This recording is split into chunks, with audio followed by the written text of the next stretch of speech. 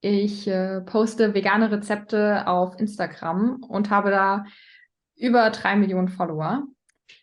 I think that's enough in German. So yeah, my main thing is being a food blogger, posting vegan recipes, and hopefully inspiring other people to try them. And that's what I do, and that's what I'm why I'm here today. And I'm excited for our conversation. Brilliant. Thank you so much. Maybe before we start kind of diving into your channel and what it is you do and what your passions are, I'd like to start off by wishing everyone a frohe Nikolaustag, because today is the 6th of December, which in Germany is a day where we celebrate Nikolaus, where a lot of children get sweets or treats in the morning of the 6th. So the idea is that Nikolaus comes overnight and brings the treats to the kids. I was wondering, Maya, does your family have any traditions regarding Nikolaustag, and what are they like? Yeah, actually, we celebrated it in the evening of the 5th. So my siblings and I, we had to clean our shoes and place them in front of the main door. And then eventually, throughout the evening, Nikolaus came. And then we opened the door again, and there were like sweets and also some kind of fruit like clementines or walnuts in the shoes. And sometimes we got even little gifts like maybe what were like very small things like a CD or something in the early days. So yeah, we celebrated it a little bit. Oftentimes my grandma also came by and we just had a nice dinner. That was it. Yeah, that's really nice, because I thought I'd start this whole conversation by saying something about Nicholas, because we don't have it here in the UK. And I remember when I was a child cleaning the biggest shoes I could find, basically, because the more sweets go Yeah. in the shoes, the better. So I'd either ask my dad for his shoes or get my gum boots and like really, really clean them and make sure that they would be filled on the 6th in the morning. Speaking about Advent and Christmas time, I saw that you're doing an Advent calendar as well on your channel, which I think is really inspiring, because a lot of food around Christmas time has to do with eggs and butter and milk. So I think that's a great inspiration for everyone to see. But maybe to start right at the beginning of your channel, why did you become vegan? How did this all start, and when did it start? So actually my sister, she's like 2 years older than me. She started being vegetarian years ago. So when I was 9, she decided to become vegetarian, and I was always the annoying little sister who was asking, "Oh, when will you start eating meat again?" And yeah, all these kind of things. Because I never understood this concept of vegetarianism or veganism. But when I get older, for school, I had to write an essay. And for that purpose, I had to do some research about veganism and how it affects our world, our environment. And at first, I was very, very skeptical. But as I got more into that topic, I got more interested. And then I thought, that sounds actually quite interesting. And it could have a big impact on our environment, on animal health. And so I just tried it for a day or a week. I didn't set myself like a specific goal. I just wanted to try it out. And actually, I found it pretty easy to be vegan because there are so many alternatives nowadays. And so I just stayed vegan. And yeah, I tried to find some vegan recipes online because I wanted to show my family that vegan food can taste good. But the thing is, I live in a quite a small town or village in Germany, and I don't find many fancy products in the supermarket. But many recipes I found online were asking for products I couldn't find. So I was inspired to try it myself, to try creating vegan recipes with very simple ingredients you probably have at home. And that's how everything started. And also at that time, my mom and I, we always loved cooking together. And we had that big dream of eventually launching an own cookbook together. But I thought when I launch or write a cookbook now and launch it, no one will buy it because no one knows me. So my initial thought was to first build a community online, and then maybe eventually I can create a cookbook, which happened 2 years ago, I think now. So yeah, that's like the story behind how everything began. That's amazing. Where did your name, because your channel isn't called Maya, but it's called Fit Green Mind. How did that happen? What happened with the name? It was brainstorming in the evening with my parents and my siblings, because on Instagram so many usernames are already used, Mm. and I wanted to have something with green in it because of environmental friendly food. But so many names I actually wanted to use were already used, so we just thought about what could be good, and at the end it happened to be Fit Green Mind. So there's not like a specific idea behind that name, but nowadays I think it fits really well. Mm. No, for sure. Do you remember what your family and friends thought at first? Was it very normal in your circles to be vegan at the time, or did you have to do a lot of explanation work? How was that? And when exactly was that again? How old were you when you started the channel? It was in January 2019, so I was 14 in that during that time. And yeah, so as I already said, I come from a quite a small village in Germany, and their veganism is not so widely spread. And so I had to do some explanation, especially like the older people that live there, they don't understand. My grandma was like, "Oh, butter isn't vegan, or bacon, that's not vegan." So I had to do some explaining, but I didn't get a lot of criticism. Mhm. Once I explained myself, most of the people understood where I'm coming from. That's brilliant. How do you think, or what is the motivation behind the channel? I mean, obviously you just said like the big dream was always to write a cookbook, so you've kind of achieved that. But what was the motivation to kind of keep going? And obviously when you start a channel, you think, oh, maybe some people will tune in and, I don't know, maybe 100, 1,000, but now you said it's 3 million on Instagram. How did that feel? That because that is a lot of people who watch you on a daily basis and who try out your recipes. Yeah, it's incredible. I would have never ever dreamed of having 3 million followers eventually. My goal when I started was like, oh, once I finish school, 100,000 followers on Instagram, that would be great. And I mean, now in summer, I finished school and it's a bit more. So it's absolutely surprising for me. And my main motivation is just showing people that you can cook vegan food, which tastes good, and it doesn't have to be complicated, because that's one thing people have in mind when they think of vegan food, either just boring salads or some super crazy recipes they could never cook themselves. And I just want to show that you can cook everyday meals within 30 minutes, and it can be delicious and vegan and maybe even healthy. So that's like my main motivation. And also that's the feedback I get, or the feedback that makes me happiest when I get it. When people write me, "Oh, hey Maya, actually I'm not really into cooking and also not into vegan food, but due to your recipes, I just cook vegan a couple times a week and I don't even recognize it." That's great. Do you have any German classics that you turned into, or German classics or Christmas classics you've turned into vegan recipes lately for the people out there to maybe try out during the Advent time? So there's one German Christmas treat. I don't know if it's popular anywhere else. It's called Nussecken. Mm. Um, like the word to word translation would be nut corners. And it's basically you have cookie dough, and on top of that there's a layer of a sweet nutty mixture, hazelnuts or almonds or something, and then you dip the corners into chocolate. And my mom used to make them every year for us, and I loved it. It's my favorite Christmas treat. And we have her recipe at home. I think it's from 2008 or something, so yeah, quite some time ago. And I veganized it because actually she used butter and milk and eggs, and I veganized it, but it tastes just as good as yeah, as when I It's the was normal in young. a second. I'm Yeah. actually to try that. Sounds really good. And it's also quite Christmassy. I think we used to eat it throughout the year, maybe, but maybe that's just because we like sweet things and we're a bit greedy. But that's a great tip. You just said, and I think a lot of the students kind of asked and wondered about this, but you were doing all of this while you were still going to school, and you just finished last summer.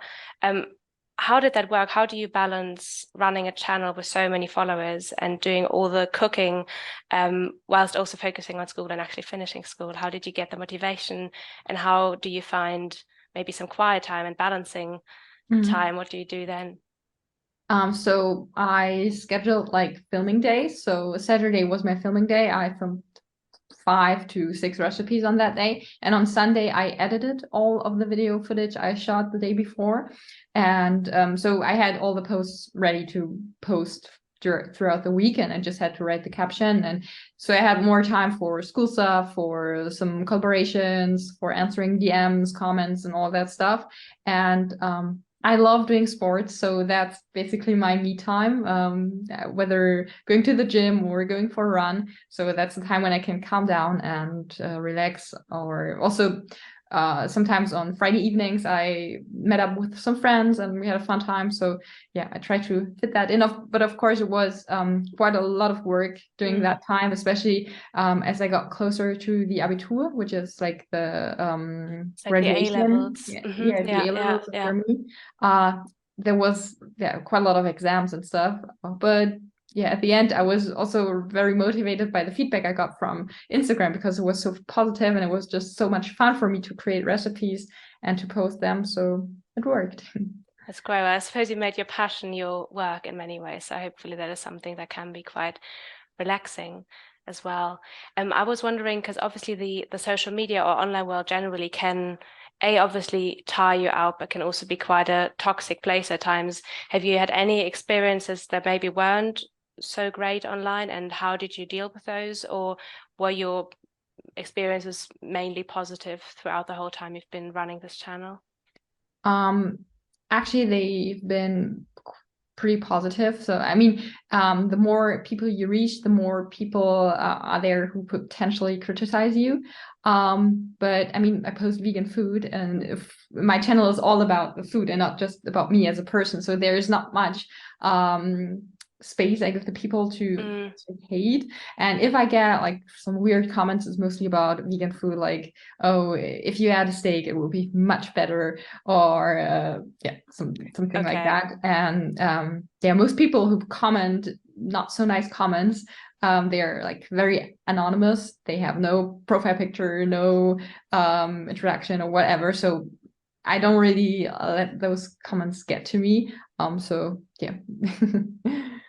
Okay. What do you, I mean, not necessarily those people, what do you generally tell people why you think it would be great if more people would eat vegan food?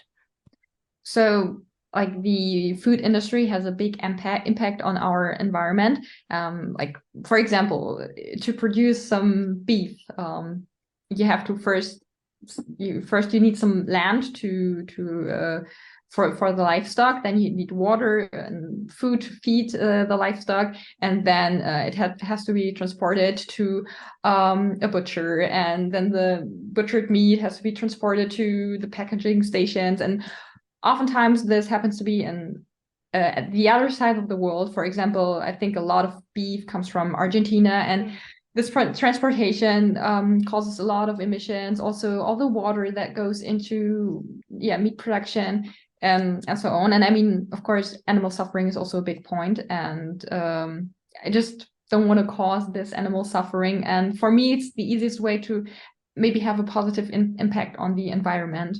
And yeah, that's like what I tell people. Yeah. Speaking about kind of, well, not really speaking about it, but the fact that you have like such an international audience, because I think a lot of your followers aren't, maybe they started off in Germany, but then kind of expanded across other places. But you often kept German in your videos as well. Like you have a mixture of English and German. Why did you decide to keep German? Just because a lot of people kind of get rid of it after a while, but I personally really enjoy the fact that you have a bilingual channel essentially. Yeah, maybe you want to say something about that? Yeah, so first of all, I still have quite a lot of German followers, and I think it's nice for them to have their native language also in there. And also it's my native language, so why shouldn't I include it into my posts? And on the other hand, feedback I get from some people is that they are currently learning German, and when I have like bilingual captions in my stories or in my posts, it really helps them to improve their vocabulary or just to practice a little bit.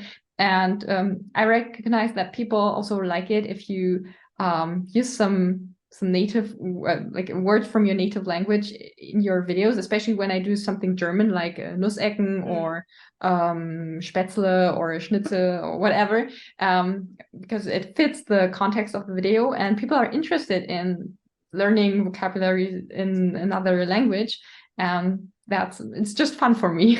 Yeah, no, it's great. I really, really like it because I do feel like a lot of people kind of then swap into English. But I do think one of the aspects, obviously, is that you're from Germany, and it's really interesting to kind of also hear the different recipes, ideas that you have that are potentially traditionally German and traditionally also often quite meat heavy, I'd say, for Germany, and to see those in a very new light. Speaking of different languages and kind of a more global audience, I saw that you recently went to Sri Lanka and that you, I think, spoke to different production companies about the spices they produce. Maybe you want to say something about that. I feel like you had quite a lot of experiences there regarding food and kind of also a bit more like fair production of those kind of spices. Yeah, that was super interesting. I went there to visit like spice farmers because many of the spices we use here are actually produced in Sri Lanka or somewhere at the other on the other side of the globe. For example, Ceylon Cinnamon is Ceylon cinnamon to put it in English, is originally from Sri Lanka. And I saw how the spice farmers produce their spices, how they harvest them, and also how they are like how the production actually works. For example, I didn't know how cinnamon sticks are actually made until I saw it there, and I could even try making cinnamon sticks myself, and it was a lot harder than I thought because it's literally layering different layers of the cinnamon wood, and then you have to roll it up, and it's super tedious. And yeah, it was interesting to see how the people there live. And also I was invited to cook with some farmers, so they gathered a lot of local ingredients, and we cooked rice and curry, which is one of the traditional Sri Lankan dishes. And we cooked 9 different curries, and it was super interesting to see how they use their own spices and how they cook with the local products. And that was just an amazing experience. Do you feel like you get a lot of experiences like that when bringing food onto the table, kind of quite literally? Like, do you feel like connecting with people can be easier doing it through food? Has that been your experience at all throughout the years? I think food carries a lot of culture because not even every country, but every culture in a country has their own dishes. For example, regarding Germany, I'm from Saarland, which is one of the states in Germany, and we have different traditional dishes than, for example, Bavaria or Berlin. So that varies throughout a country. So I think, yeah, food carries a lot of culture, and you can get to know a culture really well when you cook together with people there. Great. Maybe you've already mentioned that you have a book out there, and I think you have the book in English as well as in German. Like maybe you want to kind of say a little bit about the titles and also about the process of how you created that book, and might be interesting also for those who don't kind of scroll through their phones too much, but want to actually read and see your recipes. Yeah, so the title is Oh, That's Vegan, because for me it's all about recipes that are easy to make, everyday recipes that are surprisingly vegan for the people. For example, I use some of my all-time favorite dishes I make at home: vegan lasagna, vegan bolognese, or my dad's famous Chinese stir fry. So stuff like that. And yeah, the process was, I created it actually during COVID times. So actually I was in school, but we did homeschooling, so I had a lot more time to write down all the recipes and to shoot all the photos for the cookbook. So I did that myself. Wow. And yeah, the production is another side. I'm not really involved into this, but all the content production for the book, photos, recipes, and stuff like that was on me.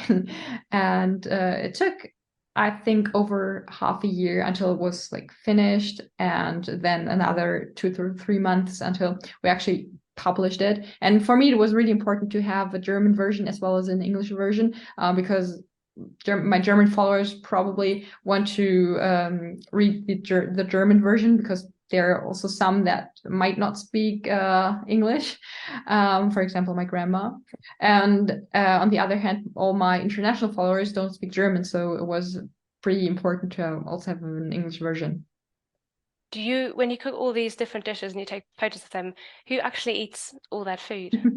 I'm always So wondering. we are a family of five. I have a little brother and an older sister, and obviously my two parents. And they're always very happy when I cook. And also my two grandmas, they don't live far away. So when we have too much, we just invite them and have a little buffet in the evening. So you have convinced even the elderly of eating vegan. Well, my grandmas were never like against it. They Okay. were interested. They just were a little afraid to do it themselves. Even though my grandma started to make vegan cinnamon rolls for me now. So yeah. Are there any typical, like, because often it is the grandmas that have like the very traditional recipes. Are there any very typical recipes that you've kind of taken from your grandmas and translated into a vegan recipe? Actually, I did a video with my grandma together, like 1.5 years ago. It's called, I think no one can pronounce this, Dibbelabbes. Mm. Um, you probably know it. I It's know, yeah, we're from the same region. So this region yeah, is very, very small for everyone who kind of doesn't maybe know Germany that well, but we're very close to France and Luxembourg. And so I'm very happy that Maya is also from the same region. So I know Dippelapis, yes, but I think you'll explain it better than me. yeah. It's like a scrambled potato pancake. You grate the potatoes and mix them with some spices and actually an egg, but you can also use starch to replace the egg that it holds together. And then you put it in a pan with some oil and you cook it until it's nice golden brown and crispy, and then you scramble it a little bit, and it's very delicious. And oftentimes you eat it with applesauce. Mm, Yeah. very, very tasty. And so your grandma helped you kind of recreate the whole Yeah. recipe. Okay, I'll have to look that up.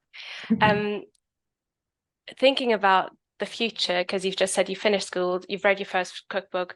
Are there more cookbooks on the horizon? What are your plans after school? Because now you'll suddenly probably find you have a lot of time compared to producing all this content beforehand, cooking all these recipes, being inspired. What are your plans going forward now? So I definitely want to create a second cookbook. So maybe for next year it will be a project. And on a bigger scale, I want to turn Fit Green Mind into a real brand. So maybe eventually launching my own product that people don't have to recook the dishes I make. They can just buy them in the supermarket, because I want to make vegan food as accessible as possible for many people. And I know some people don't have the time or maybe even the skills to cook. So if they just go to the supermarket and they find something delicious that's vegan and healthy, there is not such a big barrier for them to eat vegan food. And also one thing I really want to do next year is a pop-up restaurants, because it's easier than opening a real restaurant at one location. And yeah, I just love cooking for actual people. I mean, I love filming myself while cooking, but it's something else if the people can taste it immediately and give you feedback and you see that they like it. So that would be also something I would like to pursue next year. And would that be mainly in Germany, or are you thinking of potentially expanding in the long run? Well, I think I will start in Germany, but maybe in case the feedback is good, I wouldn't exclude expanding somewhere else. Great, that's really interesting. Um, I don't know if there's any questions in the chat, because I'm just going to have a quick look. Do you have any questions? Because I think now's the time if you wanted to ask Maya any other questions that we haven't covered here, before we will tell you about something quite exciting that's also happening next year. Maybe I'll give you a minute or so to talk with each other, also the students amongst each other, to see if you've got any other questions for Maya.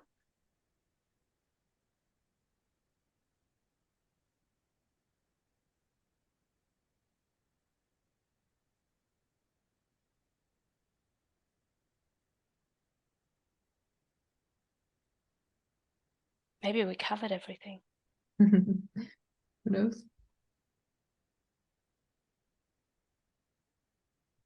I think whilst we're waiting for potential questions, I might already start by, oh, okay, we have a question and in German, so we might have to answer like bits in German and in English.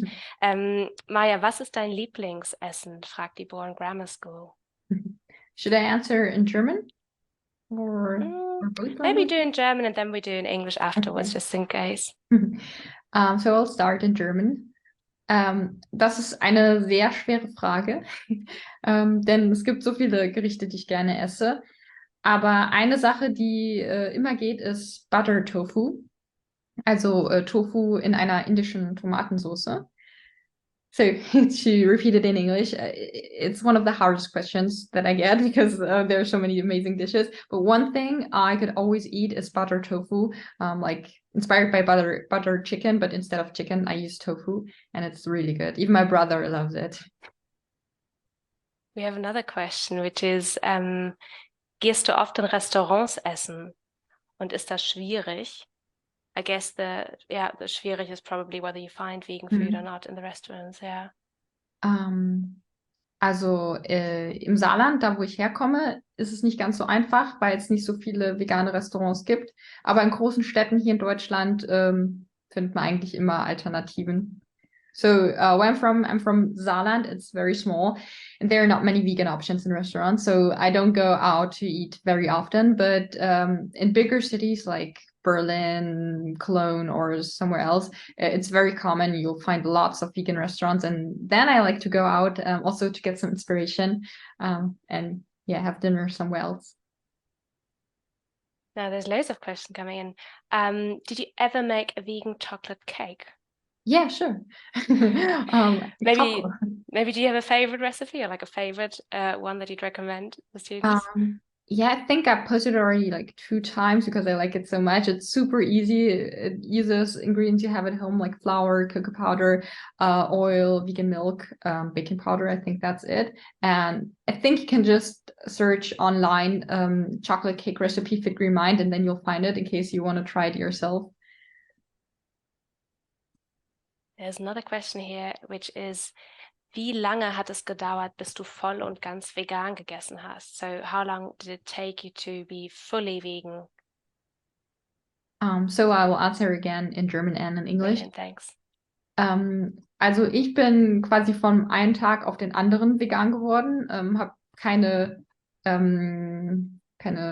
now I just have the English word in mind, keine große Umstellungszeit gehabt, aber viele werden zuerst vegetarisch und dann vegan, und ich glaube, das ist auch einfacher für die meisten Leute. So I went vegan from one day to the other. I didn't have a time of transitioning.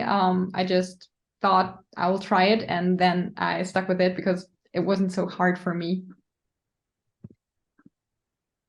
There's more questions coming in. Studierst du zurzeit an der Uni? Whether you're studying at uni at the moment or what are you doing now? Momentan nicht. Also ich lasse mir die Option offen für irgendwann in der Zukunft, aber momentan möchte ich mich auf Fit Green Mind und alles drumherum konzentrieren, weil da gibt es viele Sachen, die man jetzt machen kann mit mehr Zeit. So at the moment, I'm not going to uni or college or whatever because I want to focus on Fit Green Mind and all projects around that, because now that I've got more time after school, I want to use that time to build something there. Okay, another question about tips regarding vegan foods. Welche Tipps würdest du geben, um einen Einstieg ins vegane Essen zu machen? So how would you kind of try and transition into eating more vegan food? What would be easy tips for beginners? Also was ich gemacht habe und was ich glaube auch ganz gut finde für viele Leute, ist, sich anzuschauen, was man momentan isst und dann zu überlegen, ob man dafür irgendwelche Alternativen finden kann. Zum Beispiel statt Kuhmilch Hafermilch zu nehmen oder statt Joghurt Sojajoghurt. Und dann kann man ja so Stück für Stück schauen, wo man was umstellen kann. Und man muss ja auch nicht komplett vegan werden. Wenn man unbedingt Käse auf der Pizza mag und sonst keine Alternative findet, dann macht es ja nichts, ab und zu auch mal dann die Käsepizza zu essen. So I think it's pretty good to look at your current diet and things you're eating, and then thinking about any alternatives you can find. For example, oat milk instead of cow's milk, soy yogurt instead of cow's yogurt, and just going there step by step, and not being too like too close-minded about it. When you crave a cheese pizza, just have the cheese pizza. But maybe you'll find more and more alternatives in your day-to-day diet, and also trying out new recipes. Even though you might be a little scared at the beginning, just try it, and yeah, don't be too hard on yourself. I think it's a really good tip, because I think it's one of the things, I mean, you said you swap from one day to the next, but I think there's something about being too strict with yourself and therefore being scared of failing. Yeah. And when actually all you have to do is maybe change a little bit of your routine and just see how that feels. And then very kind of gradually you might go into something you didn't even expect was coming. We have a question about some of your secret ingredients or techniques that elevate your dishes to an extraordinary level. Oh, so one thing I always do, especially when cooking like creamy sauces, for example, butter tofu and using coconut milk, or like a creamy pasta sauce, when you taste that sauce and you're like, something is missing, but it's not salt, add some acidity, for example, lemon juice, and some sweetness like maple syrup or a pinch of sugar. And those two flavors kind of balance out all the flavors and enhance the flavors, and then all of a sudden tastes amazing. So that's one thing I do pretty much every time I cook, to add some acidity and a little bit of sweetness, and then it tastes pretty good. Yeah. That's a pretty solid tip. I didn't know about that. I'll try that as well. Question keeps coming. Musst du zusätzlich Vitamine nehmen? Like, do you have to take any vitamins or nutrients on top of your normal diet? Ja, also ich habe mich, bevor ich vegan wurde, informiert, und es gibt so ein paar Sachen, auf die man achten sollte. Auf jeden Fall Vitamin B12. Und bei uns in den Breitengraden wird jedem empfohlen, auch D3, also das Sonnenvitamin, zu supplementieren, und eventuell noch Omega-3. So I think you should definitely inform yourself before going fully vegan, or also in general. I think many people should know more about like if they might have to supplement anything. So for people who don't eat meat or dairy or any animal products, it's very crucial to supplement vitamin B12. And yeah, in the area of the world we live in, also in the UK, we don't get enough sunlight during winter time, so it's important to supplement vitamin D3 as well, because we can't produce it ourselves because there's not enough UV. So yeah, that's not only for vegan people, that's basically for everyone in the population. But I'm not a doctor, so please do your own research. Just your own experience. There's another question, which is, have you earned any money by doing what you're doing? I guess we don't ask about any figures, but just generally about your channel.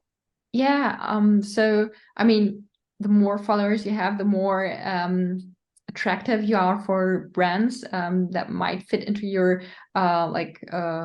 in the group of people you reach. For example, I cook vegan recipes, so there are some vegan products I use on a day-to-day basis, and then companies come up to me and ask me if I want to shout out them in my recipes or in my stories. And of course, then they pay me because it's like an ad, like a TV ad or something. I give them like a platform to present their product, and of course they pay me with money then. And that's also one of the reasons I can do it now as a full-time job.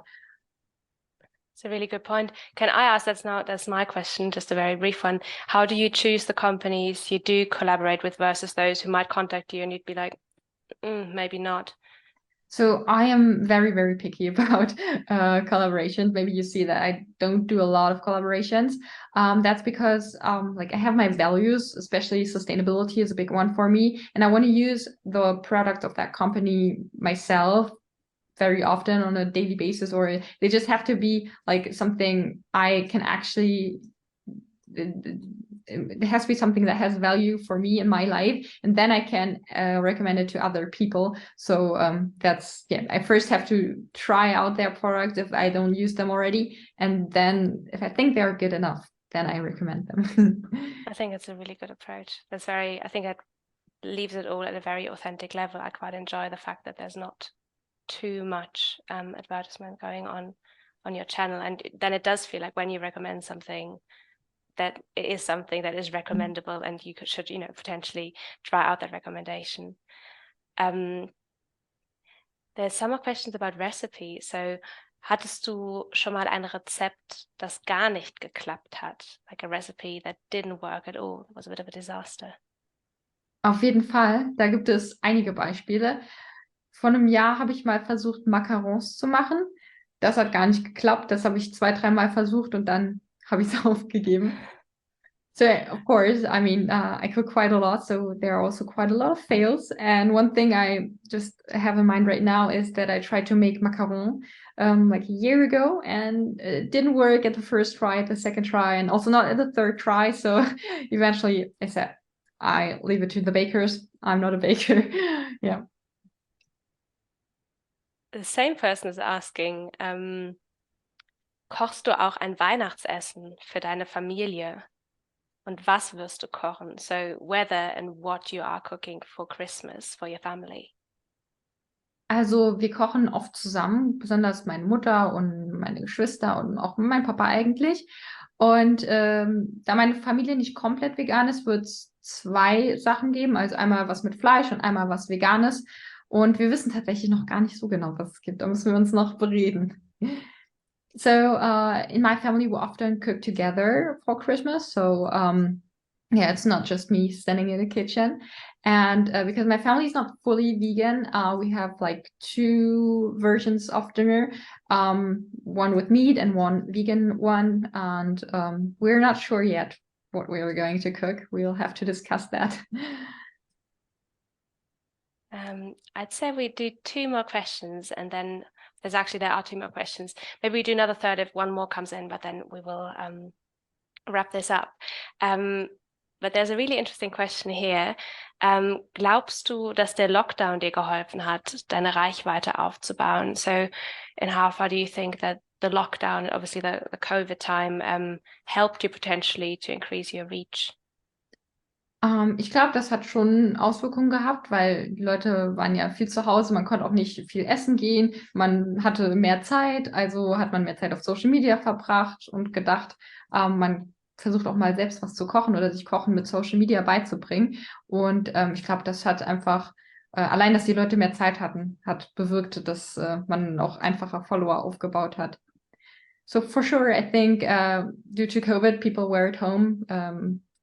In their home offices, they had more time to be on social media, more time to learn new skills, for example, cooking. So yeah, I think it just led to making it easier for people to build up a following on social media, because there were so many more people active on social media, spending their time there because they had more time. So yeah. Okay, we have one last question and then we'll wrap it up. Gibt es irgendein Fleischgericht, das du vermisst zu essen? So is there any meat dish that you actually do miss sometimes? Eigentlich nicht. Besonders Fleisch vermisse ich gar nicht. Es gibt mittlerweile auch gute Alternativen oder Sachen, die man selbst machen kann. Ich habe letztens noch vegane Schnitzel gemacht, die waren auch sehr lecker. Und ich erinnere mich auch ehrlich gesagt gar nicht mehr so richtig an den Fleischgeschmack, deswegen vermisse ich den auch nicht. So actually, I don't miss any meat dishes. It's been quite some time since I ate meat the last time, so I can't really remember its taste. And nowadays, there is so many great alternatives and also things you can make yourself that I don't have the desire to eat something meaty again. Well, brilliant. Thank you very much to all of you for asking these questions, and thank you, Mai, for taking the time to answer them. as I mentioned very early on in this talk, we have something that we'd like to share with you, and we really hope that all of you get involved and send us your contributions, because what we would like to launch is a competition around food, but also around German. So it's a content and cook competition, sustainability competition that is starting today. So you're the first people to hear about this.